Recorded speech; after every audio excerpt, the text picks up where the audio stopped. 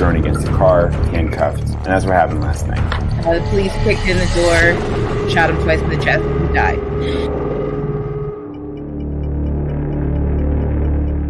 Before you knew it, we had 500 families. We had over 100 volunteers calling us. We were on the phone constantly.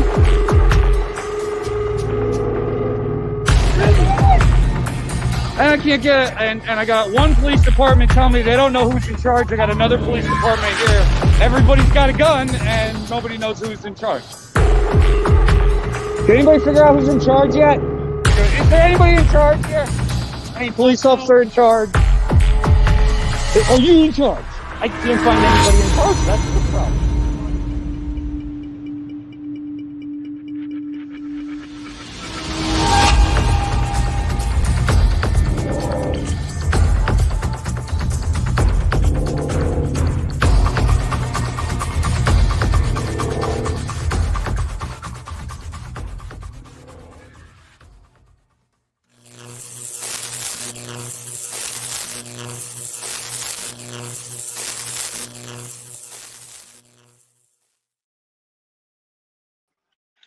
Good evening, everybody. This is Brian Powers, and thanks for tuning in to Revolution Radio for NJRR Live. And tonight, I adjust my lighting here just a minute real quick. I don't think we need to be that bright. That's better. There we go. So tonight, we're going to talk with Afrika, an activist out of New Jersey, Newark, New Jersey. And he's kind of taken up the mantle of what we saw a lot of Black Panthers do, and in patrolling the police, you know, which is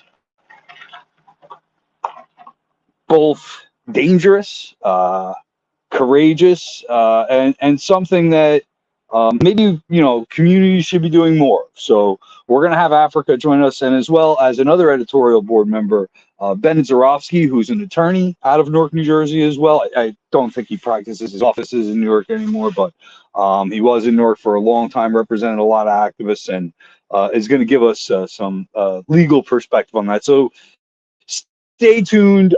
We are going to have Bennett and Afrika on pretty soon.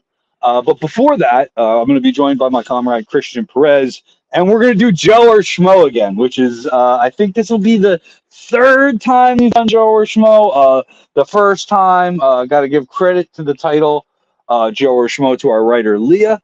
Thanks, Leah, for your contribution. And we did one show, and then we did it at our live event at the Olive Press Eatery in Metuchen, New Jersey. And so tonight, we're once again going to look around the world of national politics and give some critiques with a particular eye on what our President Joe Biden has been doing. So, you know, in the headlines, I guess I've seen a lot of Olympic stuff. I've been myself watching the Olympics. I like sporting events. I like watching the Olympics. I've been a football fan and a baseball fan, and so I enjoy watching the Olympics. And I think, you know, it's hard to ignore the talk of, you know, Simone Biles and her standing up for her own mental health. And, you know, it comes with, I'm glad that we are recognizing in our society that mental health is a real thing. But, you know, in my years of representing employees at work and seeing how employers operate, it really didn't mean a lot to me, knowing that in most workplaces, if you try to call out sick or try to get some time to take care of your mental health, that, you know, what the world isn't as understanding. And I think that what hopefully Simone Biles has done is created conversations in workplaces about what healthcare really means and what we need to do to start recognizing the effects of capitalism on our health. And I think that you know, Simone Biles is in a unique position as somebody who's considered the greatest of all time in her you know, career, a title that's well earned and deserved. So that gives her a certain amount of leverage on her employer, or whatever's going on, that isn't usually matched by your average factory worker or social worker or sanitation worker. And it's for me, as somebody who comes on here every week or so and does a podcast preaching and saying that I'm anti-capitalist, that I'm a communist, that I'm a socialist, I'm an eco-socialist. I'd be hard pressed to be overjoyed when I know that those same considerations are not afforded to the proletariat. So I would say that if given the chance in your workplace to accommodate somebody with a mental health issue, what do you do now that your consciousness has been raised? Right? What do we do as workers or as people who are managing workplaces and things of that nature? Like, what lesson are you taking out of this that you actually apply in the real world every day? Or are you just liking something on Facebook again? Are you rooting on this woman who stood up for herself until the Olympics are over, and then it's back to firing the guy who took too many mental health days last year? Or are you really going to change policy and change attitudes and change cultures, in the workplace? And I hope, and I think things like this do move stuff forward. So, I hope it's one of those moments in history where we move forward, particularly if it's something that could help people cope better with what they got to deal with in their workplaces under capitalism. So that's what I wanted to add my little 2 cents about that before I bring in my comrade Christian Perez, and we'll see him on the stream in just a second as our studio adds him. And there he is. Good, brother. What's going on, man? Not much. I'm glad that you were speaking on Simone Biles. I think that's really important, man. And like, she's someone who doesn't have anything to prove to anyone. I think the best meme I saw was somebody said that she's being criticized by people who didn't have the guts to wear a mask, right? I mean, just in terms of optics, she's somebody who stole the show no matter what. She's the greatest there is. She's probably the greatest there's ever been in terms of gymnastics. I'm not really a big follower of gymnastics, but she has the accolades, right? Someone of her stature with literally the eyes of the world on her to take time off to talk about mental health, especially in a sport where she could end up crippled. Because if you see her, she's like 24 years old. She's like a small little ball of muscle. She's like, like a little pit bull, man. She's all muscle. So she starts flinging herself around. She lands on a shoulder, an elbow, God forbid her neck. For her to talk about mental health and like just the need to keep her head on straight, it's incredibly important. And we see her being criticized. We forget that Michael Jordan took like how many seasons off after winning championships, and he wasn't held to the same standard as he wasn't given the same criticism that Simone Biles is today. So I really commend her for standing up, and I think it's good that you brought light to that, because especially when it comes to mental health, and we've seen that in places. People like to support track. They don't like to support when it's in there, it's in front of them. So they can support Simone Biles for, speaking out about mental health. But like you said, Brian, if there's a coworker, on the job, it's very easy to place blame or dislike, or, we could even, it's not inconceivable to hear of employers pushing somebody for taking health days. It's still something that's taboo.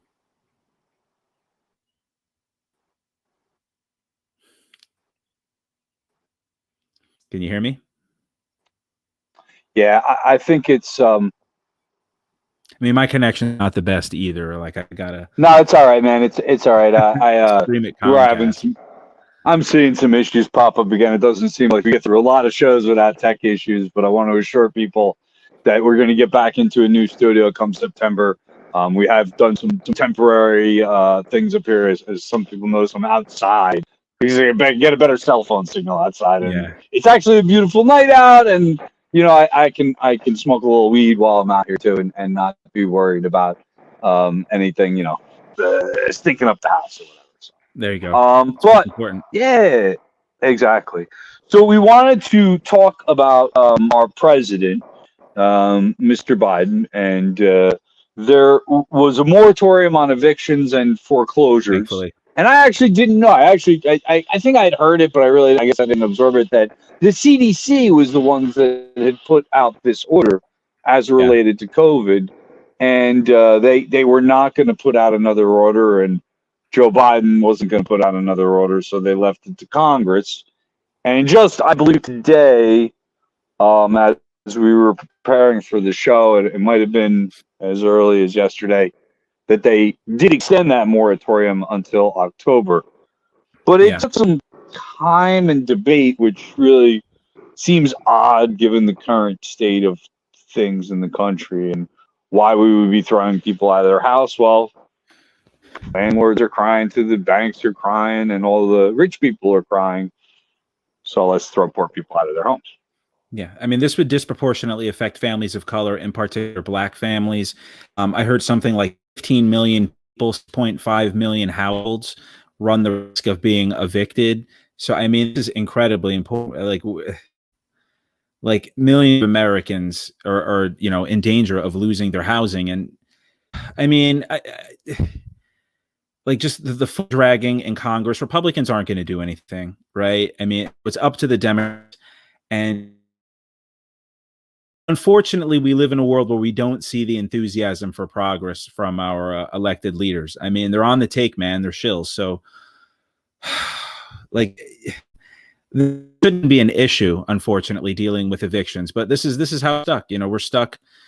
If this is the multiverse, we're in one of the least fun realities, right? We're in the one where, the president basically elected on a mandate to smash everything about Trump. He's just electing not to. He's just not going to do it. So, that's where we're at. I mean, but I've been saying, and I'm on the record here, Biden is uninspiring and low energy. And, all that has come true. And but we knew that, Brian. Our listeners know that. Everyone here knows it.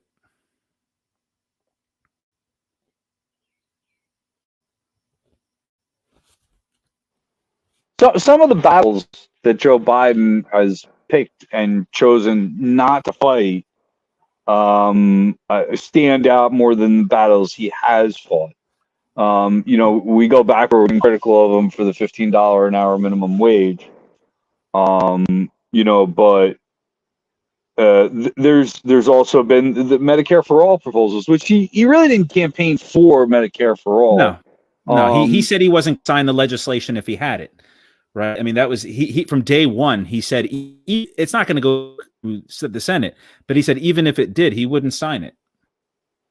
Which has had the effect of deflating Congress and a lot of Democratic activists, right? So, like, you don't see the fight. And I know, we had some hoopla around the right wing being involved, but there was plenty of legitimate protest out there for medical care for all from groups that are actually trying to get a positive narrative going about it. So, I think, it's not only that he's blocking legislation, not signing legislation, but the air comes out of the sails when the Democratic Party is in charge. And we could also turn to a big schmo category, which is foreign policy. And we recently read that Somalia is now getting bombed by the United States, or has continued to be bombed by the United States. And we've sent, we've targeted Syria. We continue to support Israel in their, taking of Palestinian lands. And we haven't heard anything, really since the flare up intentions, but nothing's gotten any better in Palestine for the Palestinian people. But the ability, what really amazes me, and when I look at, the power of the Democratic Party and how encompassing it can be at times, is their absolute tenacity in seeing a hot issue, which could result in real policy change. For instance, like this, the many flare-ups in violence in the Middle East. I don't have to point to one. There's like dozens of them every week at this point. And any one of them can be used as a flashpoint for positive change, for meaningful dialogue, for a shift in policy. But instead, we may see a news report on it or a big social media push on it for a couple of weeks, but they have the ability to just all of a sudden just suppress that, I guess, momentum, you would describe it, and it just fizzles out and winds up the status quo continues. And that's their role.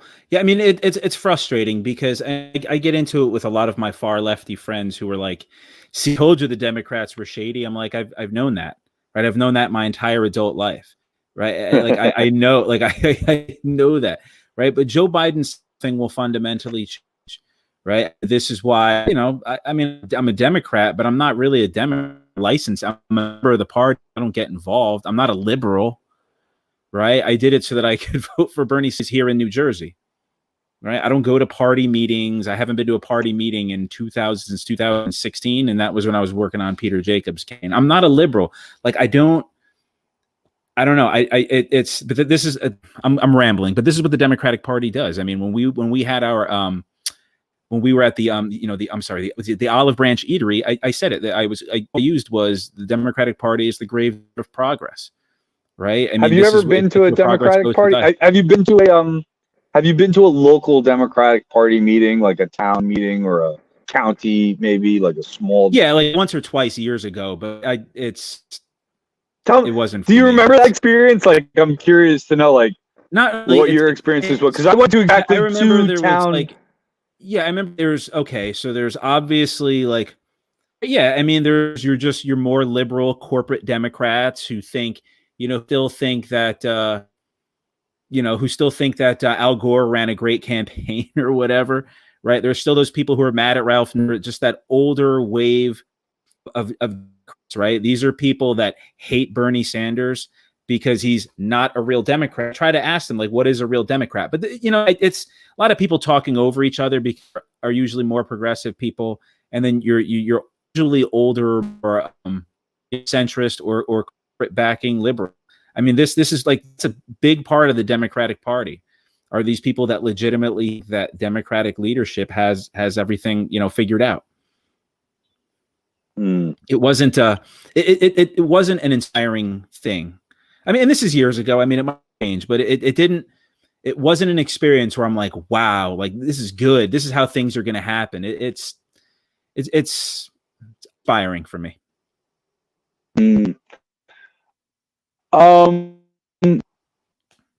Some of the other things I've been trying to look at for change, which have stalled out. And I honestly, I one of the things I wish, I had more time and more resources here. Revolution would have had a little more attention to the ongoing immigration crisis, which has really not gotten any better. I mean, I think that, they've changed some terminology as to what they do when they put people in cages and separate families and do these kinds of things at the border. There are still children missing in this system from when they were initially separated. There's a lot that really hasn't gotten fixed with immigration. And again, another fire that we saw where we could have had real change was Kamala Harris not going to the border and making those completely asinine comments. Was it in Colombia that she made those? What country did you say don't come here? It was either Central America, so it was Guatemala or El Salvador. I don't remember off the top of my head. I want to say it's Guatemala where she went. But yeah, I mean, like I was reading a tweet from guy Sam Yang from the Southpaw podcast, and it was about I just lost it. I'm sorry. It was about what was the last thing you said there? The Kamala Harris, talking in South America and telling immigrants not to come here, sounding exactly like Donald Trump might have. I'm sorry. Yeah, it was about how American propaganda is propaganda omission, right? They just don't teach us things. It's not that. It's not like where you think of like your textbook terrorism. The enemy is evil. The enemy is this. It's not 1984. It's just they just don't tell Americans things. And the backlash with critical race theory, we see it with when we're. Oh, Bennett is saying that he's attended many local Democratic committee meetings, but yeah, I mean it's Americans don't know. Americans don't know that a lot of the violence in America is the result of American foreign policy. Americans don't know basic things about politics and history. I mean that's like I said, that's the rage behind critical race theory. It's the rage behind political correctness and all that. It's entire segment of society not being able to deal with the truth, or just reality as it is. Yeah.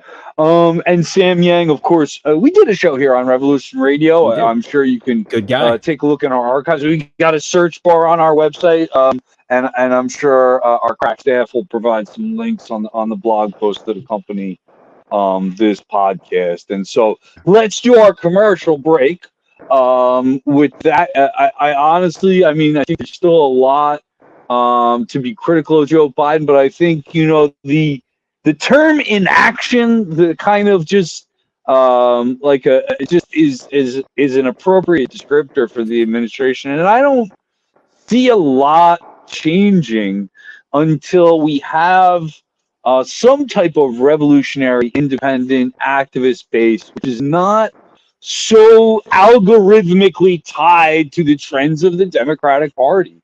We really do need activists that are activists. We really do need journalists that do journalism. We really do need that kind of proletariat narrative that's out there, I think, to counter, Republicans and Democrats, because neither of them at this point really speak about the issues I think that, most Americans do care about. And that's why you see low voter turnout, and the radicalization of the right too is really a part of this whole thing that I'm describing. And what can you do about it? Well, you can support independent journalism right here at Revolution Radio. You can go to www.njrevolutionradio.com.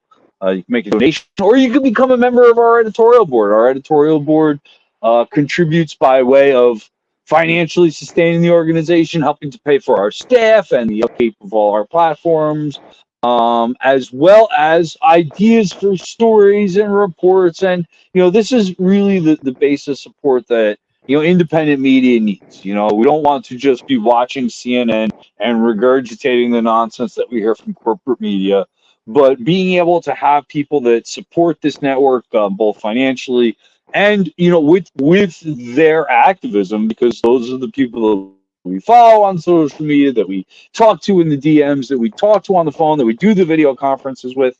And that's where the idea for some of our stories come out. And a great example is here with us tonight. But before that, I want to make sure that Christian gets to plug anything that he would like to plug. I'm not sure if you got anything out there for the revolutionary community, but let us know about that, brother. It's been a I've been busy this week, but I just released a couple of those on YouTube. If you can check them out, try to get me a couple views. Just check out my page, Modernity and Absurd, on YouTube. You could check me out on Twitter at Perez Podcast.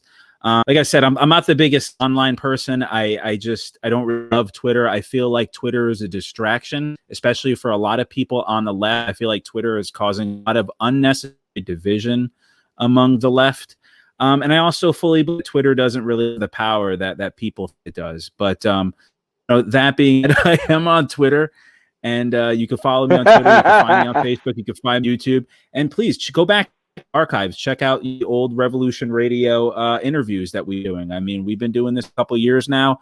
I've been I think my first video started popping up in 2019 was when you first asked me to come on. So check it out. Check out Revolution Radio if you can do it.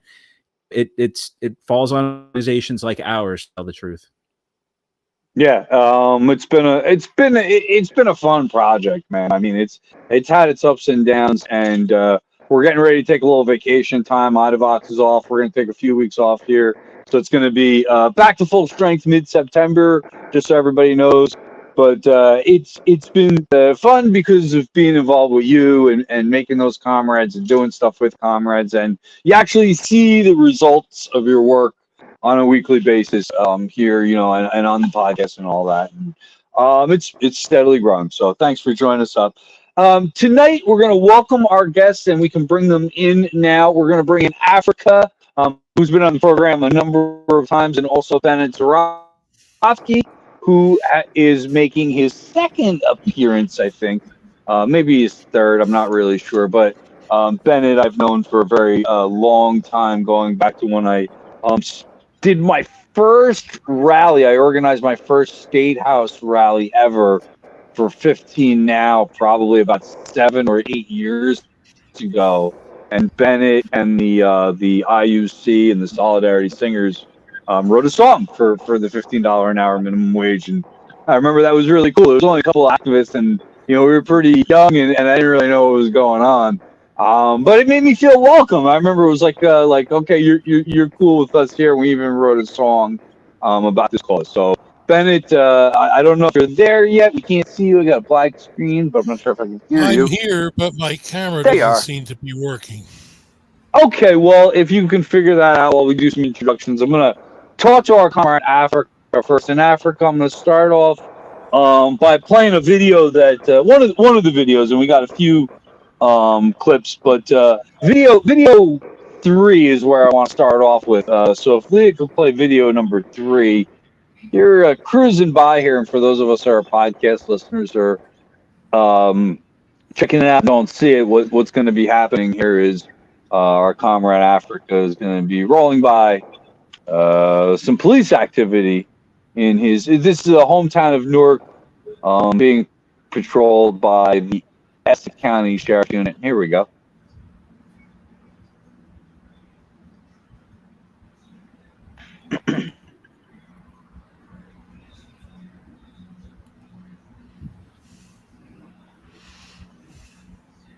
So it's going a little slow here, and we don't have audio right now, but I'll tell you that he's driving by 1, 2, and then as he keeps rolling by 3, and then another one. There we go. If you're looking at the video, you're seeing him roll up down the street. And sorry for the lag there a little bit, but what you're watching him do.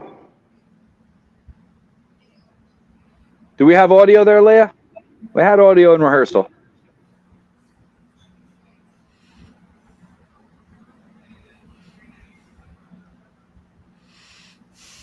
All right.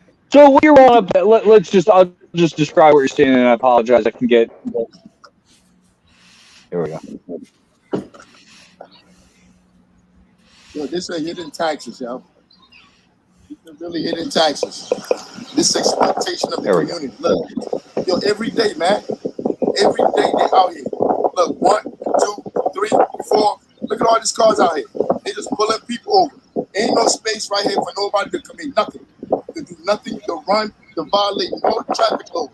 There's no space out here. There's nothing. All this without speed. Hey, thanks, Leah. You can shut that part off now. Now, Afrika, maybe you could tell us really quickly. I said I'd start off with what's happening right now is you're showing your audience and a lot of social media people what the police are doing in your neighborhood. And I think first and foremost, I wanted to bring up safety. We police kill people. I mean, we know that. They'll even kill people on videotape and not be held accountable. And I know we saw a change in the George Floyd case, but still, we know this happens. Are you worried about your approach right now and how aggressive you've been with the Newark PD from a personal standpoint? Of course. Like, I'll have to be very naive. Everybody can hear me clearly? Yeah, you're good, man. You're good. Yeah, I'll have to be naive if I wasn't worried. Like, you got to be worried. These people, they have guns. They are part of the institutions in the community. There are several ways they can target you, not just physically, but there are other ways that they've towed our car. They've done different things, but that's all of that is besides the point. At some point, we all have to get tired of it. We have to get tired of them exploiting our community, and we have to stand up and say something about it. But of course, people asked me. A few people asked me, and they told me, "Look, man, if the police see something wrong, like the police see you dead on the streets hurt, or they see your family, they're not gonna help you because they're gonna be like they're gonna see you and they're gonna know who you are." Like, people said a whole bunch of different things to me, but I tell them the same thing that I'm telling you now. It really don't matter. And sometimes we have to say something because they target us anyway. I mean, and those videos are systematic ways in which they target us. If you want me to go into the video, I'll go into it. You want me to go into the video too? Yeah, well, let me show the other another quick clip. And let's show Leah. Sorry to do this to you, but let's show video 2 and then video 1 in that order. So I'm not sure if you actually took this video or something that you had shared. But I wanted you on this first video. We see what looks to be a police officer going to grab a guy, but not like really putting him under arrest, like basically going to grab him. The guy kind of slaps the police officer away, and it turns into a wrestling match, and then a female police officer kind of comes out of nowhere and punches the dude in the face. I mean, the civilian. And it seems to be like this rapid escalation. You know, and I was wondering, do you know the video I'm talking about that we're about to pull up? I know what you're talking about. Was that? Did you take that video, or was that something you had found on Facebook? No, one of the boys that I coached, because I've been working in the community for like over 12 years. One of the boys I coached like 12 years ago sent me the video of his family being brutalized, and he asked me what they could do. So let's see. As Leah looks like she's about to pull that video up. Here it is, right here.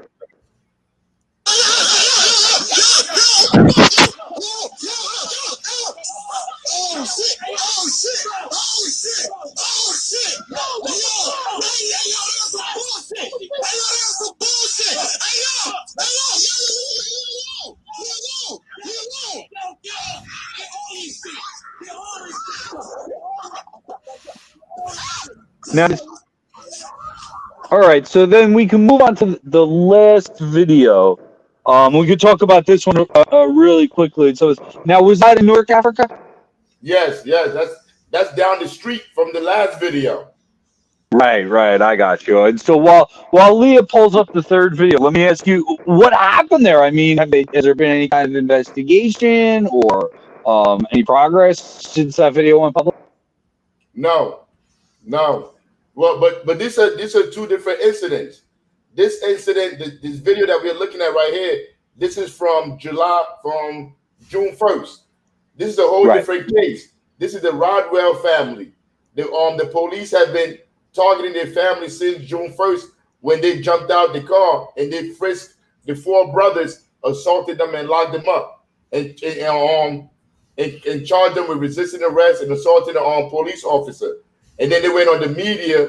Like there's a lot of different media stories saying that there was a brawl, that the boys took the guns from the police, that they were assaulting the police. But when the video came out, we got to see that none of that was true, that the police jumped out and started assaulting them.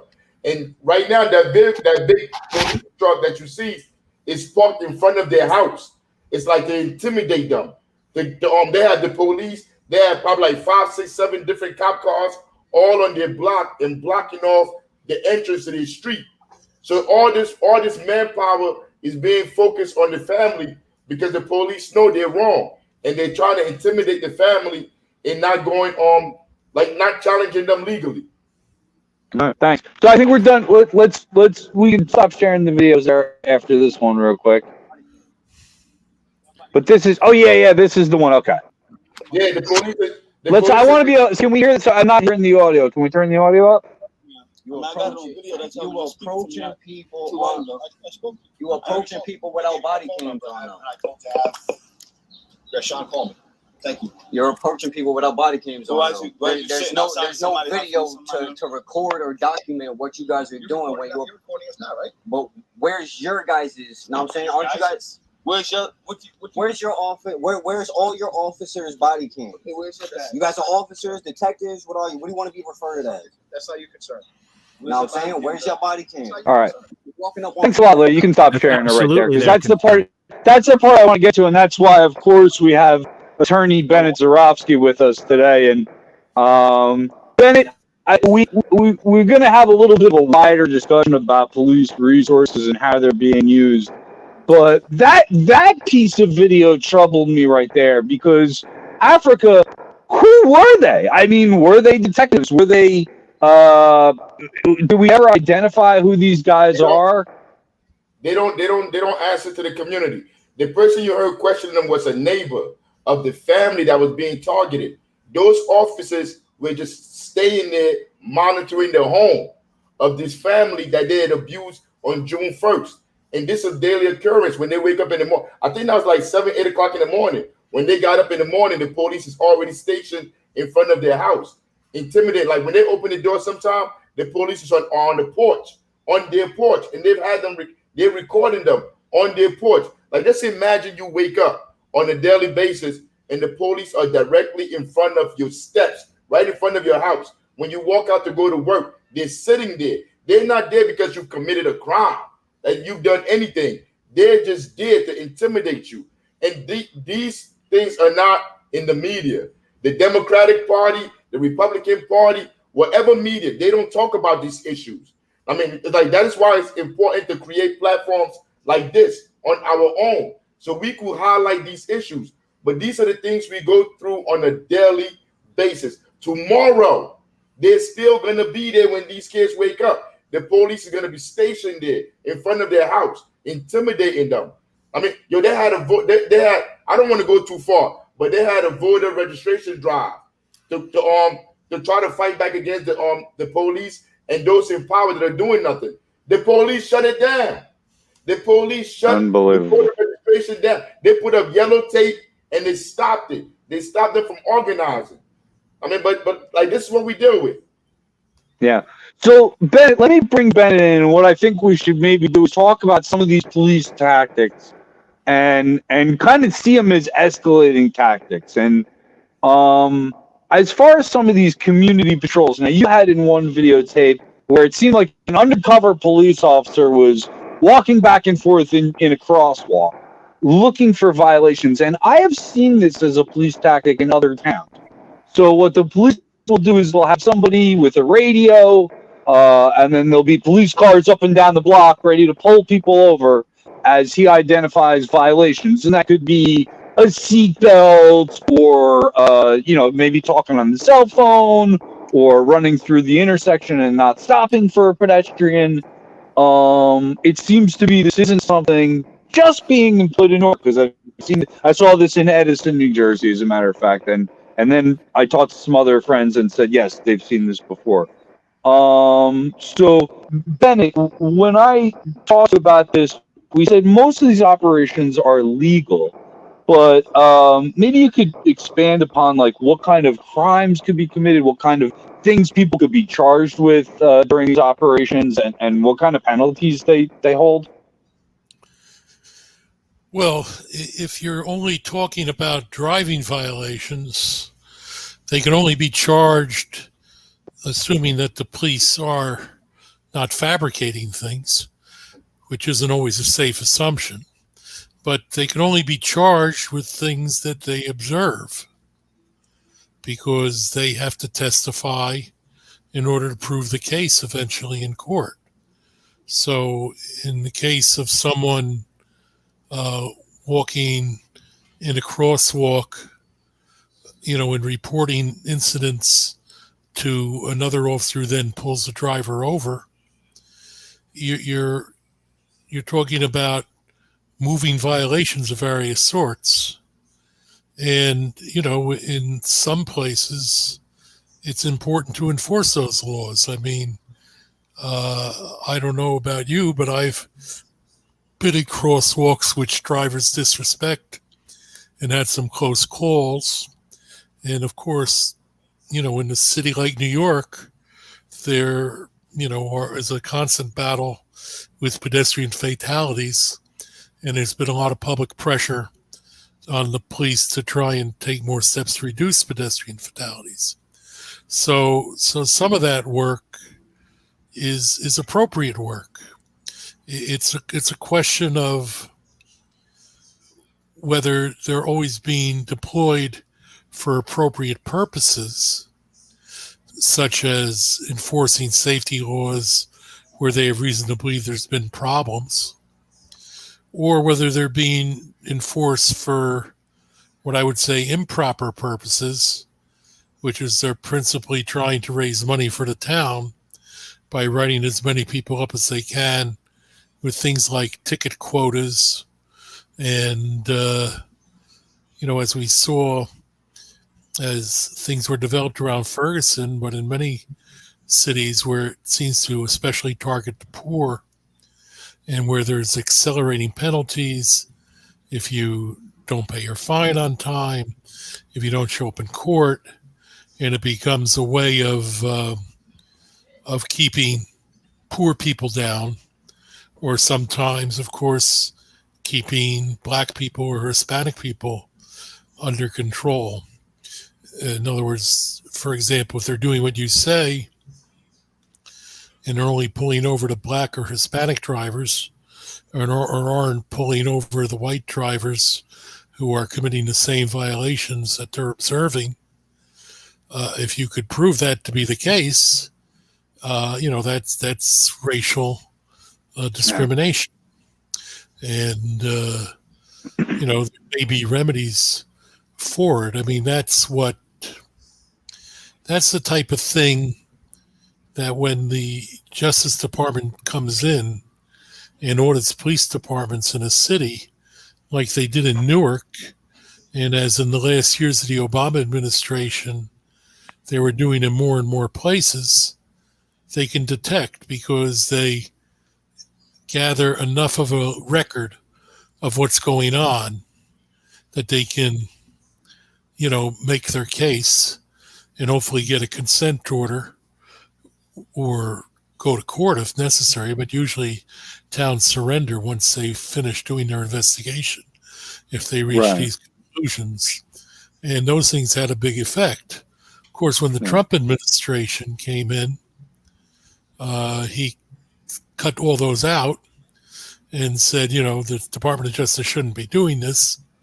They should only be enforcing the law against real criminals, not against police officers. And it had there was tremendous backsliding in places where there had been progress. So, the type of activity that you describe falls well within that. Sometimes sometimes it's illegal.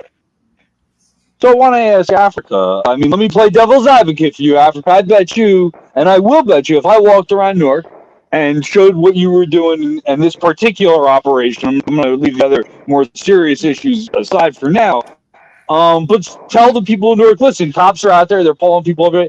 I bet you most of them, a good majority, would say, good, that's what I want the police to do. I don't want people running over pedestrians. I don't want people speeding through my neighborhoods where my kids play. And I think this is a good thing. So there's a public perception out there, I think, with police, that this is a positive thing for the community. And I think, you and I, to argue that this is a bad thing, we'd be in the minority of people. And so why explain to me, let's just say I have the opinion that this is great, this is in my community, and I want people to stop for pedestrians. What's your problem, Africa? All right. If you come to Newark, then how the people in Newark, the residents of Newark, think, and how the residents of people that live in Morristown, Cranford, or different areas like that see the police are totally different, because our lived reality are not the same. When I post these videos on my social media platforms, all the people that live in Newark, that live in these communities, are against the police. They hate the police. They say things like, they got me last week. They got me 2 weeks ago. They just got my father for that. The police are not here. You know what? Look, let me slow down. Let me go back a second, because you guys were talking about this in the beginning, how Biden wasn't doing nothing. He's doing nothing on immigration. No $15. No Medicare for all. Nothing.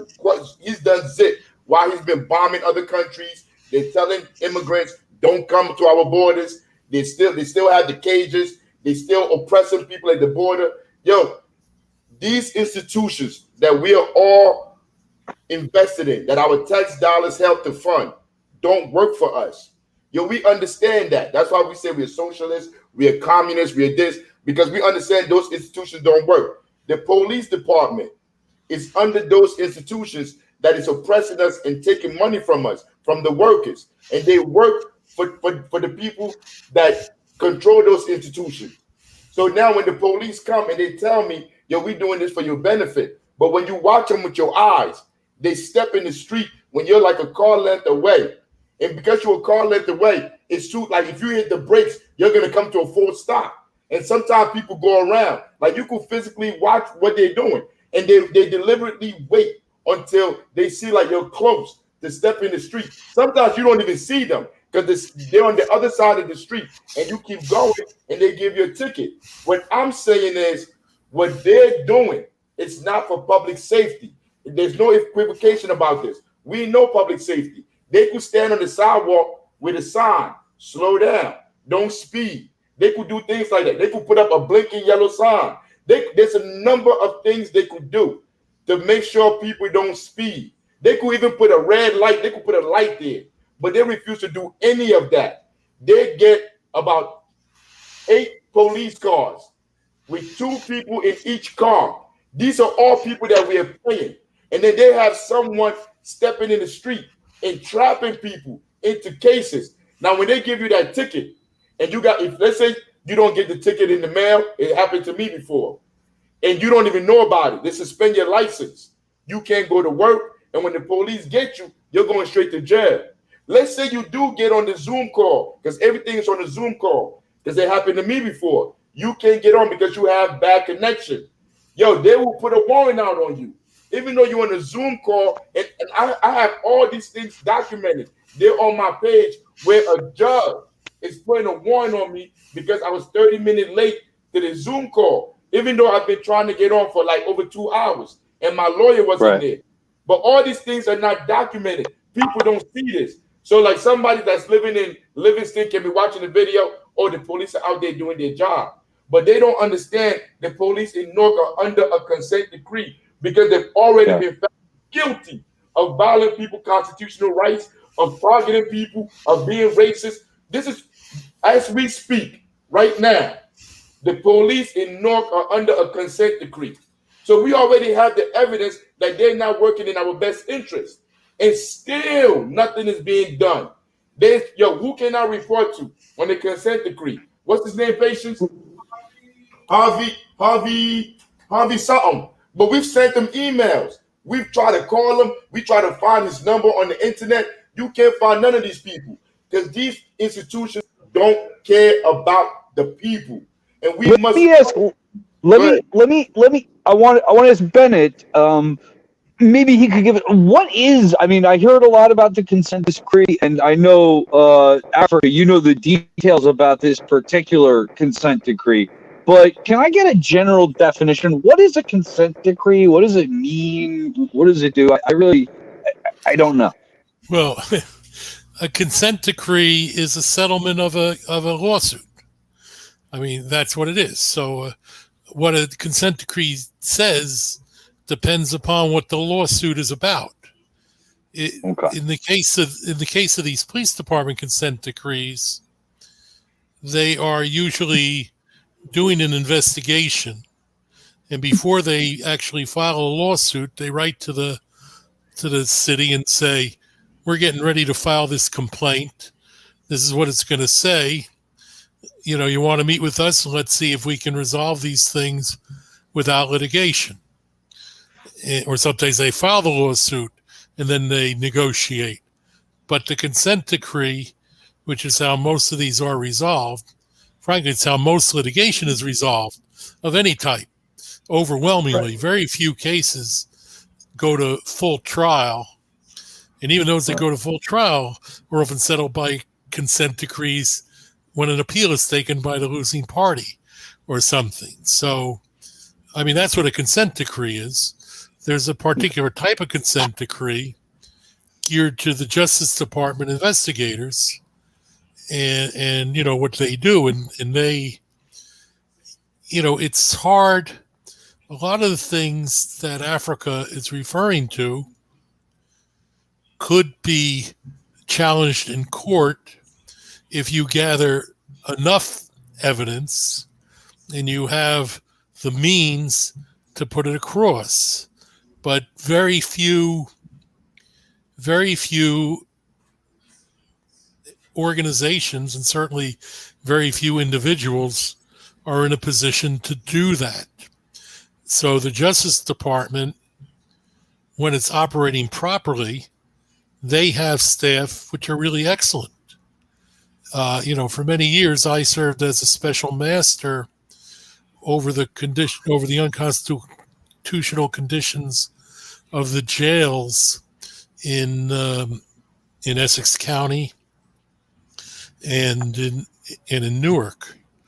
And some of those cases were brought by the New Jersey Public Advocate Office, which used to do a good job when they had a prisoners' rights advocacy section. But then the legislature, in their wisdom, eliminated the prisoner rights advocacy section. Oh, my goodness. Some of them were done by the federal government. The suit against the Juvenile Detention Center and against the Newark City jails. And they had really excellent attorneys and excellent expert witnesses. And they really, got the goods and could prove it in court.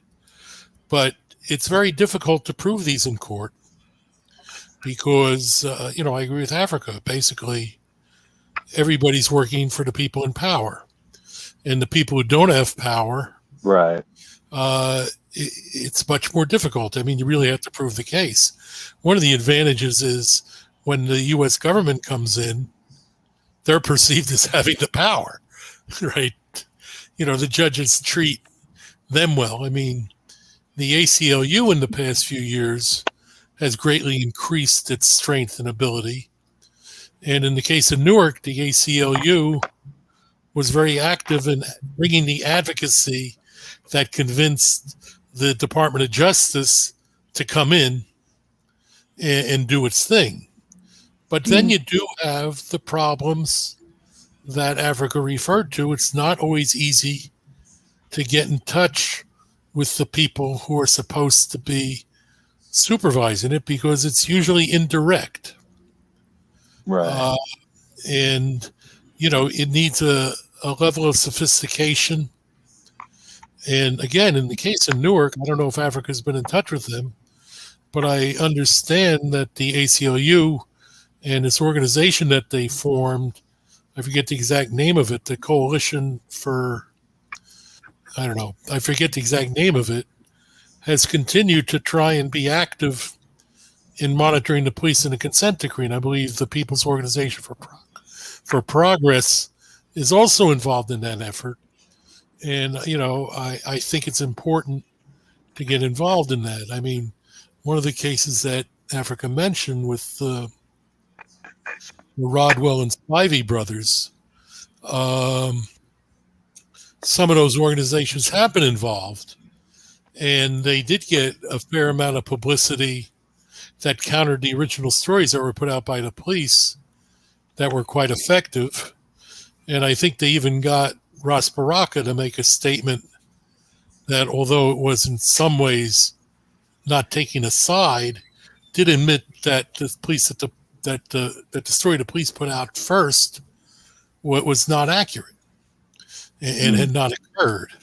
I mean, it's unusual in Newark since Ras Baraka is Amiri Baraka's son. He has a very, he's not one to accept what the police say at face value. On the other hand, he is now his police now. He's appointed his people to run the police, and he has a lot of confidence in those people. And, Afrika may be in a better position than I am. I mean, I've worked in Newark every day for many years, but I'm obviously a lawyer who commutes in every day from Maplewood. I'm not someone who lives in the neighborhood, But let's get into a little bit. It's a very long process. I mean, the process of political organizing.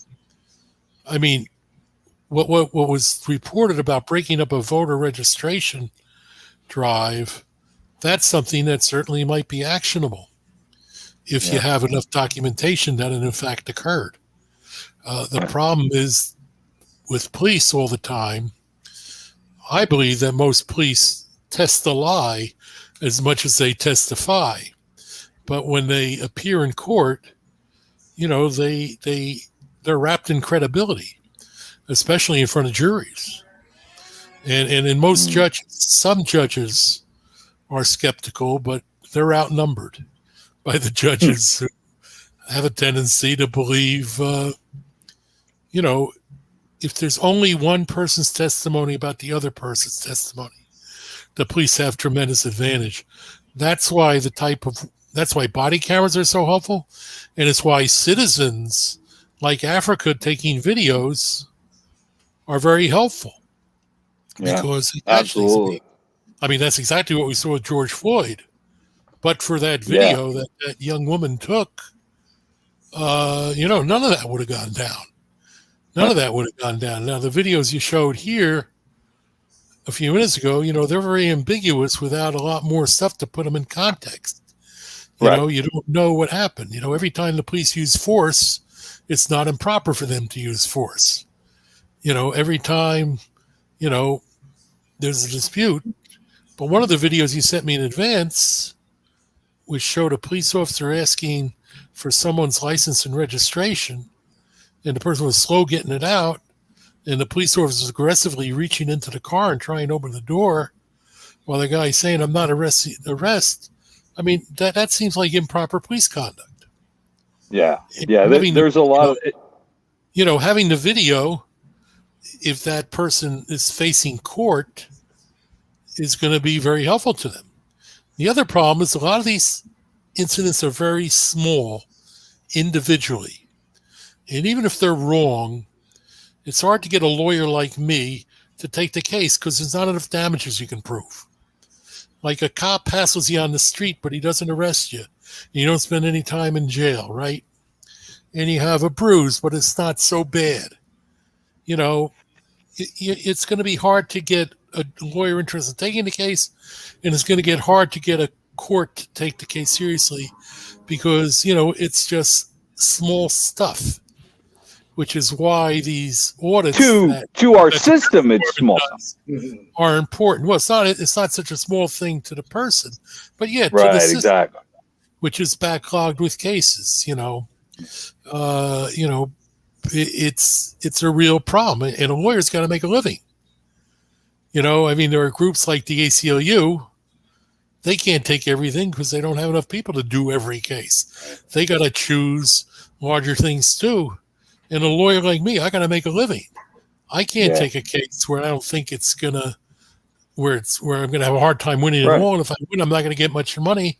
I can't bring a case where I win a couple of grand for the plaintiff, and I've put in $100,000 worth of attorney's fees, even though the law may say I'm entitled to get the attorney's fees if I win. It's going to be tremendously hard to get a judge to award that to me. I can tell you that I had the opportunity to represent as a union representative, public advocates out of the public defender's office in New Jersey. And they, like you, like every other activist, like people fighting for all these social justice activists, were doing their best with the limited resources that they had. You had mentioned that the office defending, our incarcerated population was shut down, and certainly that took some good and caring people, out of the system. Christian, you've been quiet. I wanted to make sure you check in and see you there. I know that I wanted to talk your about internet. My internet is the worst. I got to scream at Comcast, but I wanted to ask Africa, like in terms of numbers, right? Like, how many times are police pulling people? Oh, actually, here's a biggie. How much money do the police make on these infractions and fines? Because I'm immediately mind of Ferguson when the chief of police said, let's make it a black day, when they were specifically targeting black motorists to raise funds. How much money are we talking in Newark, Africa? Do you know? They're making millions and millions. You say what?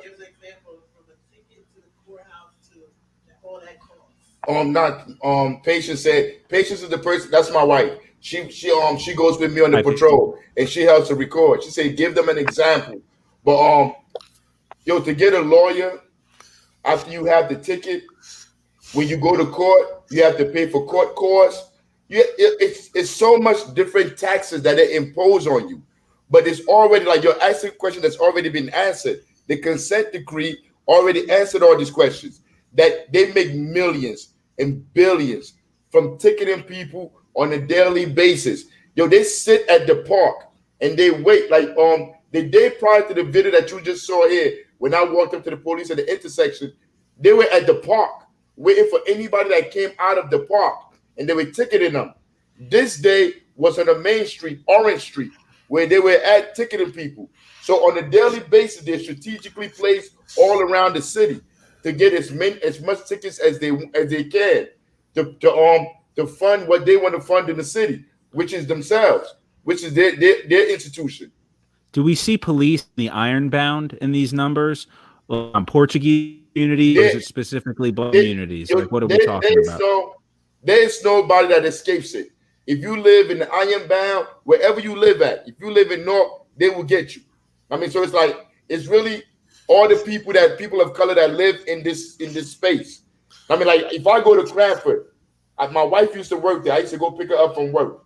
I used to have, like, every 2 months, 3 months, I had a court case because the police pulled me over. And when I got inside the courtroom, there was nothing but black and Spanish people. In Cranford, it's like 80% white people. But when I'm sitting in the courtroom, because I have a sociology degree, and like wherever I go, my antennas are up. So I'm watching to see who's in the crowd, who's in the who's there paying. And it's all black and Spanish people that don't live in Cranford. So it's not like you said earlier, Brian, it's not only in North. They set a ticket in Cranford 10 years ago now that I think. But I was driving the problem grad is, school and they pulled over. The problem is what? Well, I didn't. Sorry, Christian, I didn't mean to cut you off there. I guess the issue, I mean, is if you're a person of color, and you're in a community of color, you're likely to get pulled over, ticketed, and fined. And if you're in a white community, you're likely to, you're likely to get pulled over and fined. So we can see, how, this, and we don't want to just limit it to the state of New Jersey. I think we're all from there, so we can all relate. But certainly, it doesn't take a dummy to hear, you connect, Minnesota, and we hear reports like this all over the country to know enough that it's systemic in policing. I was on a mini vacation with my wife. She was helping. There's a program that she's helping out, like the educational component. And we were in Virginia. We're passing through Virginia, and she says, "I'm going to drive through Culper. I don't want you driving through the town of Pep because we'll get pulled over and you'll get a ticket." She's like, "I'll drive." And there's certain areas where she's like, "I'll drive." Because if I get caught and you get caught, it's two different issues. I was like, all right, fine, you drive. But I mean, it's not just New Jersey, and it's not just, Missouri. It's the entire country. We see it everywhere. It's Newark. It's everywhere. But like you were saying earlier, in Ferguson, they put the report out. I think that was like 2012, 2013, or 14, where they exposed it. But nothing really changes, man. The system stays in place. Yo, I'm gonna tie this together. Give me a second. But you were talking about Simone and the mental health and all of that stuff. Yo, the way I feel about mental health is different. Yo, I believe all these things that's going on in our society is what's causing our mental health. Like if you wake up and you can't pay your bills, your unemployment about to run out, they're about to deport you. You've been in the United States your entire life. You have children and they're about to deport you. That is pressure that you put on human beings. And when they go home, like you can use drugs, you can go to medicate yourself with drugs to try to escape the reality, but it doesn't change us. Yo, the only thing that changes our mental health is us participating and donating and giving money to the groups that's fighting to end these things. Because you could do whatever you want to do, man. If you don't fight this, get on the streets, like do these podcasts. Like I keep saying it. I don't think you really understand, Brian, how important these mediums are for people. We need to be able to reach each other, to connect, to let each other know what's going on. Because like the lawyer was saying, he explained the whole consent decree. We went through all the stages. The ACLU sued. And we came up with a consent decree. We paid $8 million. $8 million Peter Harvey was given for the consent decree. And what did we get? The police are kicking ass. They're whooping ass every day. I'm telling you, these videos are all over. The police are whooping ass in our community, and nobody's being held accountable. That woman, her name is Annabelle Serenity Barinas. She was the one that was whooping on them two women. I mean, it's like there's no desk duty. There's no accountability. There's nobody you could speak to. When you call Peter Harvey's office, the person that we gave $8 million to watch over North, you can't get none of these people. Yo, I've given up on them. I've washed my hand of the entire system of the institutions. I think we need to all walk away from them because they have proven not to give a damn about us. So whenever they say stuff, like they show Simone as a black person, I'm supposed to have all this sympathy. Oh, she going through all this stuff. Now I mean she depressed. Hey yo, by her going home and taking days off, that changes nothing. That does not change the material conditions. And after the Olympics is over, she's gonna be rich. They're gonna move on with their lives, and we're still gonna be suffering. So if you want to get my mental health right, fix these conditions, change how this institution functions, and we're gonna be good. But look, they made you move. The same institutions made you move, Brian. They made you move all the way to the woods. Look at you. You could get attacked by a wolf right now. Ain't nothing we can do. I mean, look at you. You out there in the goddamn boondocks, man. You know what, man? You're actually not that far off. It would more likely be a coyote in this neighborhood, but you're actually not that far off, man. I'm gonna give you. I'm gonna come back around to you. So we're not done with you yet, but it is getting late, and I want to make sure that everybody gets a few minutes here towards the end to get their final thoughts. And I know we always leave these things. I mean, honestly, I feel like we could probably sit here for another hour or two, but I have to cook dinner for my wife. So I do have to go myself. I gotta go too. Exactly, but let's start off with Bennett before we go. Please give us your final thoughts, and if you got anything to plug, man, you got any events or anything coming up, please feel free to do it. Don't be fundraising for Democrats on my network. All right, that's all I ask you. What I want to plug at the moment is to remind everybody that this week is the anniversary of when the United States dropped the atomic bomb on Hiroshima. And I'll be with the Solidarity Singers, I guess tomorrow night, down in Princeton. We'll be attending a commemoration of that, which will include, it fell on August 6th, everybody says, but in the United States, the time was actually 7:15 p.m. on August 5th of United States time, East Coast time. And at that moment, we'll be having a moment of silence. And in addition to our music, there are some excellent speakers, but that's a cause that often people don't pay attention to. Nuclear disarmament, with global warming, they're, to my mind, the two most important things because they're completely existential for everybody, which is not to downplay the importance of the day-to-day issues, but I would hope everybody would do something to commemorate it, including, contacting elected officials, etc., and saying no funding to modernize our nuclear weapons, no funding to increase the defense budget, and pushing for more arms control and de-escalation. So that's what I want to plug this week. In terms of what was said, I agree with Africa 100% that the courts and the system are not designed to deliver what we need in so many ways. The courts, the system is basically designed to preserve the status quo and existing power. I mean, whoever has power has the advantage in court. I mean, I spend most of my career representing unions, and the only time a union has the advantage in court is when it's being sued by one of its members or employees. when it's suing management, or the corporations, it operates at a disadvantage in court because it's like when you're in everything I really need to know about law, I learned on playground when I was 6 years old. Finders keepers, losers weepers, and possession is 9/10 of the law.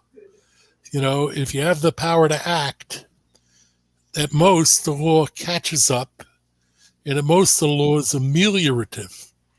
And, we end up settling most of the time instead of going for a total win, because you can't be sure you're going to get the total win, and you want to collect what you can when you can collect it and do what you think is in the best interest of your clients. It's only real organizing in the street and constant demand pushing for these things that is going to make a change. And it's not going to be easy, because the people don't really all agree as to what we need and what the solution. I think the election of Eric Adams in New York City is a good example of that, because he combined this image that, well, yes, there are a lot of problems with the police, and I've shown you that I can fight the police, from, his story about how he fought the police for reform when he was a police officer. But, we do need the police. So the question is, basically a reformist thing. And that proved popular. I mean, from the poll results I've seen, that proved popular in working class communities of people in color.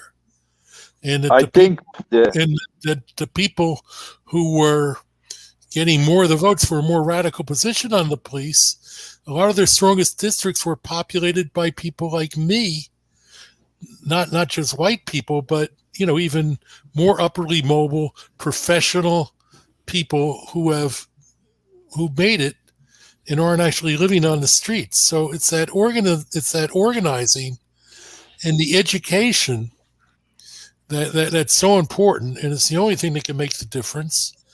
And I think we're gonna, I have a lot of problems with Biden, and I don't want to get into the discussion at the beginning of the thing.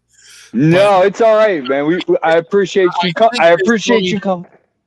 I think he's made more progress than I believed he would have when he was elected. He hasn't done on much on some things, but it also shows that he's movable if there is real protest. And we do have to be in the streets and do it. I mean, what we saw in this moratorium, there was a lousy opinion issued by Judge Kavanaugh as a single judge on the moratorium, saying, well, I'm not going to enjoin it now before you bring your case to a full panel of the court, because it's going to expire anyway in August. But if it was going on longer than that, I probably would. And from that, Biden's people were telling him, well, the courts are going to strike it down based upon this decision out of the Supreme Court justice on an interim basis. But there was a widespread movement saying this was wrong, led by the member of the squad from St. Louis, Corey. I'm not remembering her last name right now. Corey Barber. Right. And he budged. And it's only being in the streets that's going to get people to budge. And I think we're not done seeing the effects of the Black Lives Matter movement. I mean, the Me Too movement. Look at the shape that Cuomo's in today. That would never happen but for the widespread organization and people speaking out all across the country to change the attitude of this whole country about the way women are treated at work. I agree with Afrika 100%. That's the only thing that makes change. Don't count on us lawyers to be able to win it.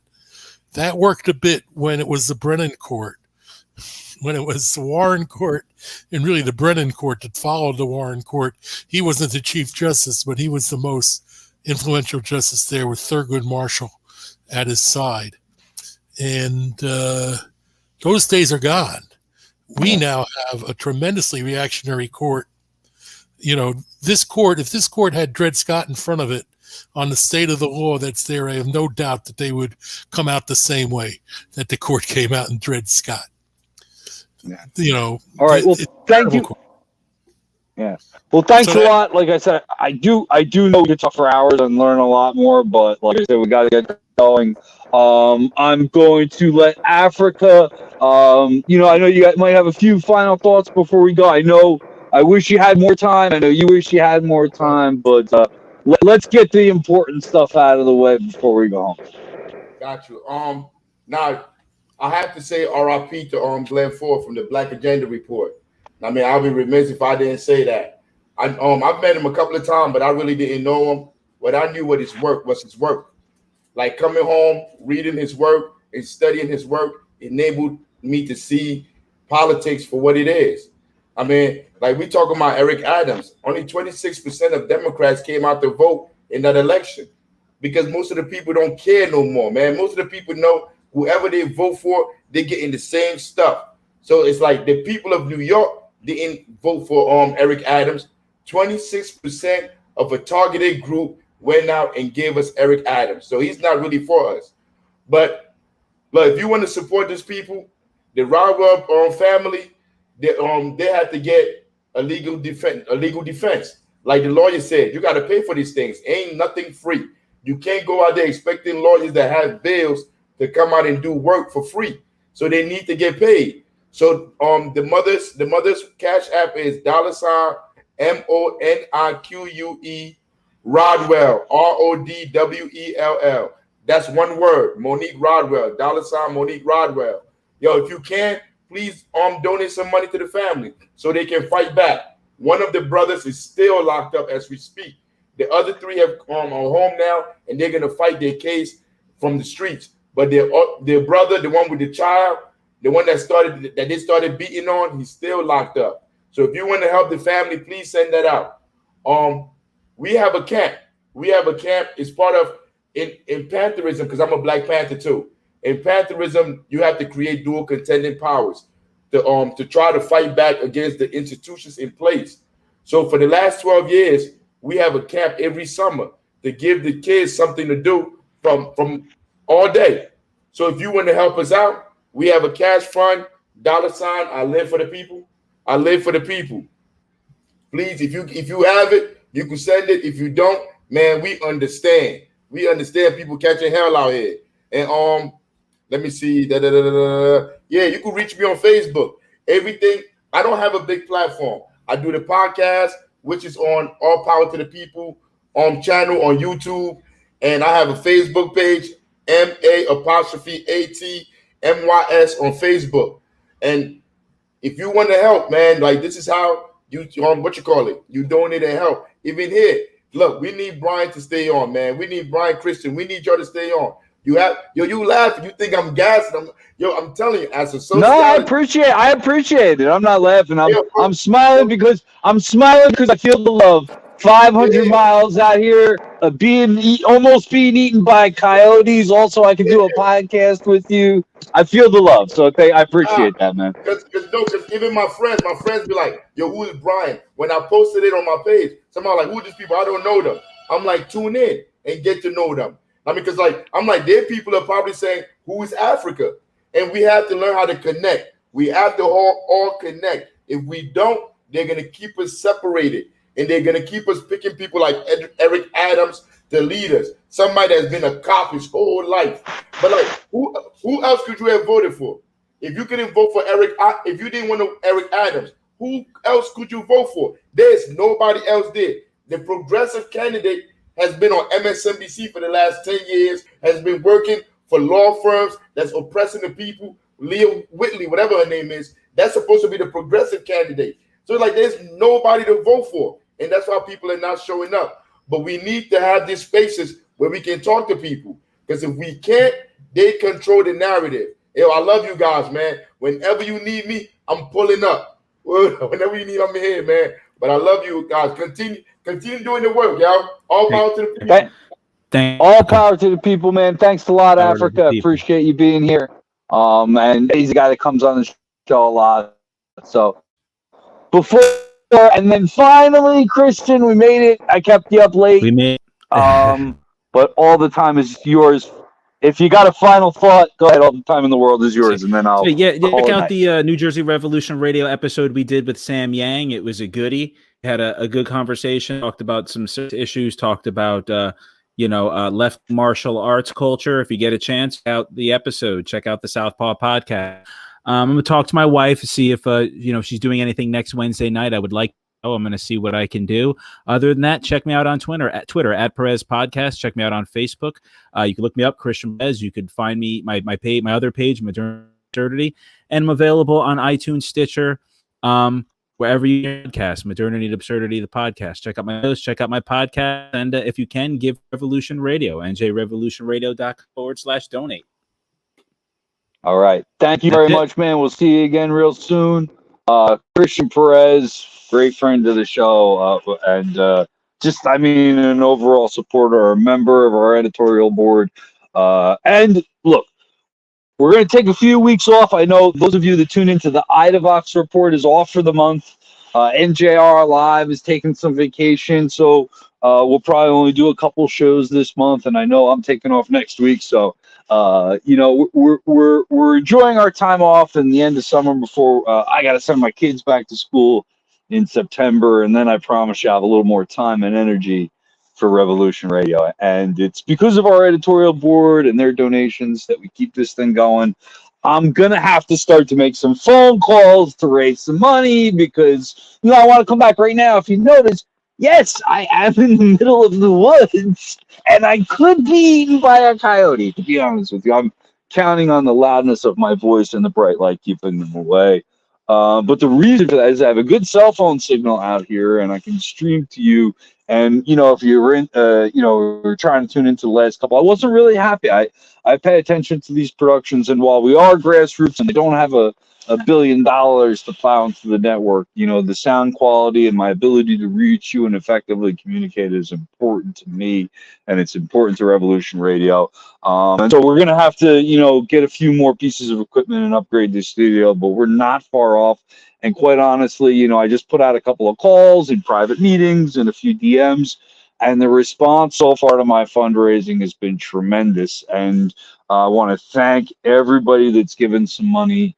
But if you want to save me having to pick up the phone, if you know me and you're going to get a call anyway, or you're on the email list and you're going to get the email blast, or you're going to have to look at the posts begging for money on Facebook, if you want to save me all that time and energy, please go to www.njrevolutionradio.com/donate and make a contribution. The link's all over our Facebook pages. If you have any problems donating, DM us through the social media. We'll get back to you. We'll get you to where you need to go so that you can give us a financial contribution, and it will be appreciated, and you'll see it reflected in the way this network, broadcasts the revolution. And, we can do that from up here in the woods with your support. I started off the show talking about Simone Biles and how I hope that trickles down. And I hope that people were listening to the kind of activism and the kind of, risk that Africa is taking out there. And I hope you take some of the stuff you learned during that conversation into your everyday life, because that's the fabric of revolution. That's the fabric of, change is not just coming on here and listening to other people tell stories about how they're trying to change the world, but thinking about, how maybe in your own little way at work, at home with your family, in your church or your place of worship, your synagogue, your mosque, whatever. I hope that, you can find some of these things that you were inspired by. And you said, what? I want to make change in that way. Maybe you don't want to run around Newark filming every cop you see. I can understand not wanting to do that. And if you're willing to do that, we're going to help support you here at Revolution Radio and help amplify your message. But maybe there's another way that you can support your community and defend them from overly aggressive police. What we saw tonight are some examples of what we know is all too common in our country. But it really is up to the people that take up the struggle and arm themselves with cameras. I mean, really, you see all the time cameras turning into weapons against the police, and it can be effective. And, I film police, I don't see them much anymore, but I know when I lived in the area, I certainly phoned police quite a lot myself, and it was always an effective tactic to let them know that you're there, and what they're doing is it could be broadcast to the world. It makes them think, and I think over the last few years, people filming the police have saved a lot of lives. That you're not going to hear those stories because there was a camera there. The police behaved themselves a little better. So I encourage that, and you heard Attorney Bennett Zarofsky encourage that tonight as well. So I hope that's something you learned tonight, and I hope you learned a lot more. Tune in. Just because I'm on vacation and we're not doing the podcast as much doesn't mean our social media won't be lighting up with clever memes and little clips of shows from the past, all the guests and the highlights and all that stuff's going to be all over. So like our social media pages, make sure you subscribe to our YouTube page, contribute a little money, but we'll be back on a Wednesday night at 8 p.m. right here, streaming out YouTube and all that stuff. So just stay engaged with us, and until we see you again, this is Brian Powers, and I want to remind everybody out there that the police can quit their jobs. Good night, everybody.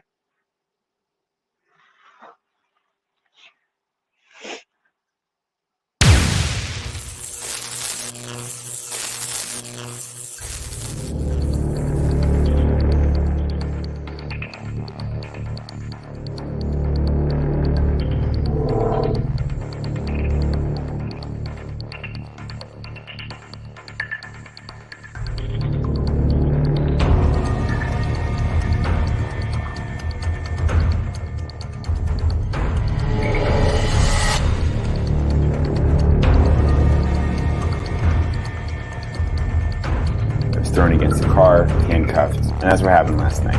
The police kicked in the door, shot him twice in the chest, and he died.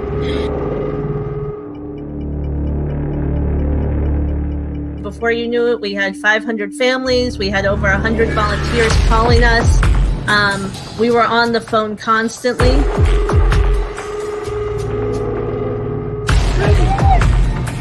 I can't get, and I got one police department telling me they don't know who's in charge. I got another police department here. Everybody's got a gun, and nobody knows who's in charge. Did anybody figure out who's in charge yet? Is there anybody in charge here? Any police officer in charge? Are you in charge? I can't find anybody in charge. That's the problem.